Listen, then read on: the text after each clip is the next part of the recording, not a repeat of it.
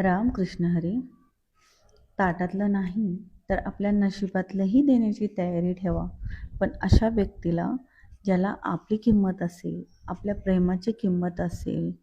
जर एखादा व्यक्ती आपली किंमत करत नसेल, आपल्या प्रेमाची किंमत करत नसेल, आपण त्याच्यासाठी जर जे करतो त्याची किंमत नसेल, तर अशा व्यक्तीसाठी काहीही करण्यात काहीच अर्थ नाही आहे.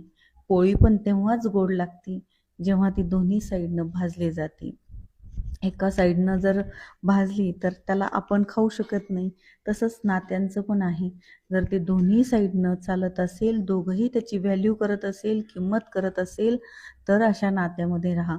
नाहीतर एकानं करायचं आणि दुसऱ्यानं त्याची किंमतच करायची नाही. मग अशा नात्याला काहीच अर्थ नाही. अशा नात्यांमधून तुम्ही बाहेर पडलेलं केव्हाही बरं. बरोबर ना?